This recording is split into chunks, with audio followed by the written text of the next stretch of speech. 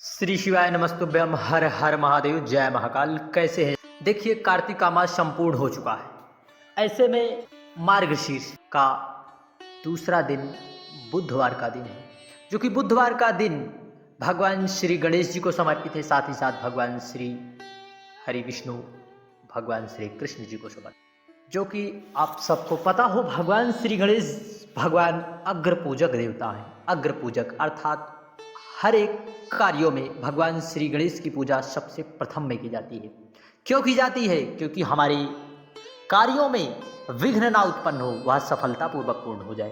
तो ऐसे में जो मार्ग शीर्ष का माह है, वह सफलतापूर्वक भगवान श्री हरि की भक्ति में और हमारा जीवन, हमारा दिन आनंदमय कटे।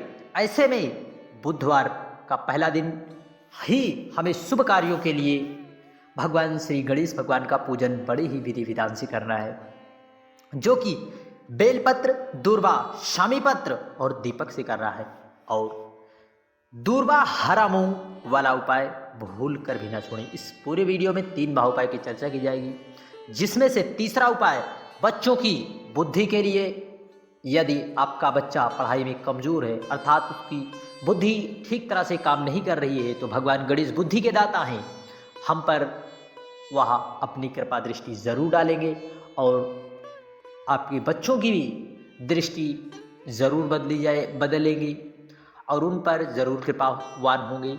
यदि किसी कारणवश वह बार बार प्रयास करने के बावजूद भी उसे सफलता नहीं मिल रही, या फिर बच्चा आपका पढ़ाई में उसका मन नहीं लग रहा है, विद्या अध्ययन में मन नहीं लग रहा है, गेम आदि खेलने में वह अपना समय व्यतीत कर रहा है, तो एक बार इस उपाय को ज़रूर करिए। यह उपाय इसलिए पहले का प्रयास किया जा रहा है ताकि यह प्रारंभ का माह है और शुभ कार्य को करने के लिए भगवान श्री गणेश जी का आह्वान, पूजन हम सभी को अवश्य करना चाहिए। यदि हम भगवान श्री गणेश का पूजन करते हैं तो निश्चित है कि हमारे विघ्न दूर होते हैं।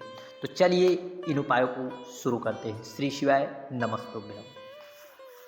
सबसे पहले हम सभी को इस प्रकार से एक दूर्वा लेनी है। कितनी? एक दूर्वा। इस प्रकार से एक बेलपत्र लेनी है। यदि मिल सके शमी का पुष्प तो आप शमी का पुष्प अवश्य ले लें, परंतु ऐसा संभव नहीं है तो आपको शमी पुष्प की जगह एक चावल का अक्षत दाना ही ले लेना। अक्षत दाना ले लेना है। लेने के बाद आपको बुधवार के दिन किसी भी समय आप इस उपाय को कर सकते हैं।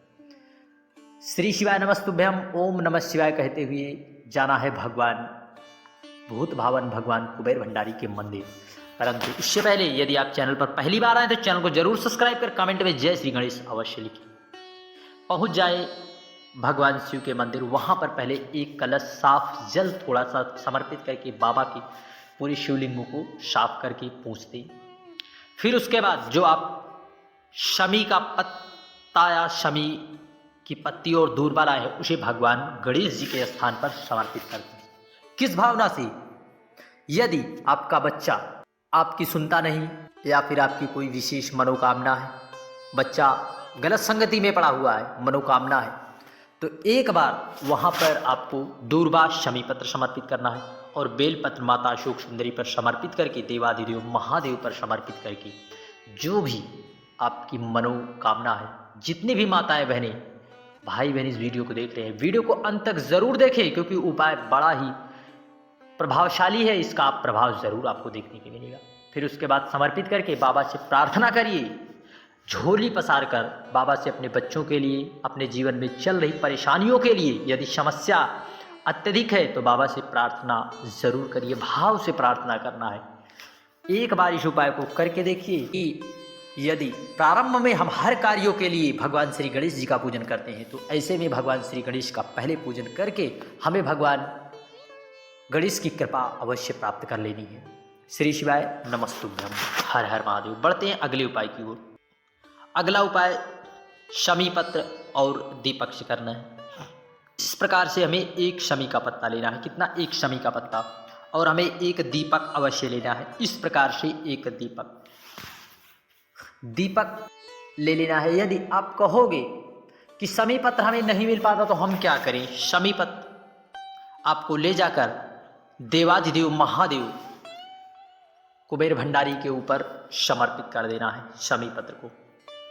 शमी पत्र क्यों समर्पित किया जाता है? पूज्य गुरु जी की पिछली कथाओं में बताया गया कि शमी पत्र, एक शमी पत्र 14 करोड़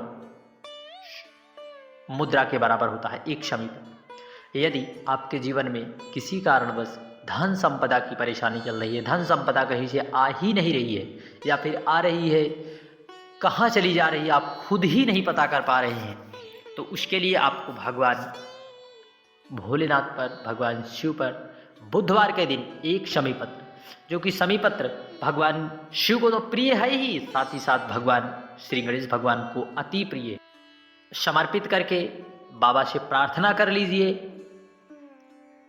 जैसी भी आपकी मनोकामना है, धन आ नहीं रहा है, व्यापार वृद्धि के लिए आप कर रहे हैं, तो आप करके बाबा से प्रार्थना कर लीजिए एक बार, निश्चित है आपको लाभ जरूर मिलेगा। श्री शिवाय नमस्तुभ्यम।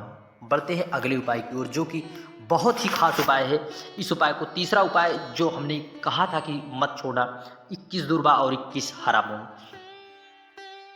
इस प्रकार से हमें 21 हरी दूर्बा लेनी है। कितनी? 21 हरी दूर्बा। इस प्रकार से हरी दूर्बा लेकर एक बंडल बना लेना है। किस प्रकार से? 21 हरी दूर्बा को इस प्रकार से हमें बंडल बना लेना है। इस प्रकार से 21, कितने? 21 हरी दूर्बा होनी चाहिए और उसका बंडल बना लेना। और बंडल बनाकर साथ ही साथ हमें हरे मूंग के दाने अवश्य लेना है। इस प्रकार से हमें हरा मूंग ले लेना है। 21 दाने, कम से कम 21 दाने हरे मूंग हो, और आपको इस प्रकार से जो है बंडल बना लेना है। अब जहाँ पर भी भगवान श्री गणेश भगवान की प्रतिमा है, इस उपाय को अपने बच्चों के लिए करें। यदि आपका बच्चा बुद्धि से कमजोर है, पढ़ने में कमजोर है, तो जितनी भी माताएं बहनें देख रहे हैं इस वीडियो को, वह अपने बच्चों के लिए ज़रूर करिए। यदि आपका बच्चा बार बार प्रयत्न करने के बाद भी उसे असफलता ने चारों तरफ से जकड़ कर रखा है, तो एक बार भगवान श्री गणेश की मंदिर में जाकर 21 दूर्बा वाला उपाय, 21 दूर्बा को समर्पित करके देखिए किस प्रकार समर्पित करना है। चलिए, 21 दूर्बा के आप बंडल बनाकर, जो भी बच्चा आपका गलत संगति में या पढ़ने में कमजोर हो है, बार बार प्रयत्न कर रहा है, मेहनत करने के बाद उसे सफलता में नहीं मिल रही, तो एक बार उसे स्पर्श करा दें। स्पर्श कराकर यदि बच्चा कर लेता है तो वह अति उत्तम है। इस प्रकार से भगवान श्री गणेश जी के जो टूटा हुआ दांत है, उसी दांत पर इस दूर्बा को समर्पित कर देना है, या फिर उनके हाथों पर समर्पित करके प्रार्थना करके एक दूर्बा को आप लाइए। वहाँ से जिस दिन आप दूर्बा लाइए, उसी दूर्बा को लाकर, मान लीजिए आपका घर का मुख्य दरवाजा है, यहाँ से मुख्य दरवाजे से स्पर्श कराकर उस दूर्बा को अपने घर पर तिजोरी में रख देना है। यदि बच्चा विद्या अध्ययन कर रहा है, तो जिस कमरे में विद्या अध्ययन कर रहा है वहाँ पर रख देने से धन संपदा की कमी तो होगी ही नहीं, साथ ही साथ बच्चा को, आपके बच्चों को विद्या रूपी धन अवश्य मिलेगा, क्योंकि विद्या रूपी धन सबसे श्रेष्ठ है। यदि विद्या रूपी धन मिल गया तो उसे किसी भी प्रकार की धन की आवश्यकता नहीं होती। तो इस उपाय को जरूर करना है। श्री शिवाय नमस्तुभ्यम। और जो आप हरा मूंग लाए हैं, हरा मूंग 21 दाने भगवान शिव पर समर्पित कर देने से हमारे घर में रोग बीमारी जो रहती है वह धीरे धीरे करके भगवान शिव की कृपा से जरूर दूर होती है। क्योंकि जिस प्रकार मूंग हरा होता है, अर्थात वह पकने के बाद हर चीज़ें पीली होती है, परंतु मूंग हरा ही रहता है। हरा इसलिए रहता है, या प्रतीक होता है, इस प्रकार का प्रतीक है कि यदि हम जब मूंग समर्पित करते हैं तो जिस प्रकार वह हरा रहता है, उसी प्रकार देवाधिदेव महादेव की कृपा हम पर सदा बनी रहती है, और हमारे जीवन पर आए हुए संकटों, दुखों को बाबा देवाधिदेव महादेव जरूर दूर करते हैं। श्री शिवाय नमस्तुभ्यम। हर हर महादेव, जय महाकाल। वीडियो की जानकारी उपयोगी लगे चैनल को सब्सक्राइब कर कमेंट में हर हर महादेव लिखना ना भूलें।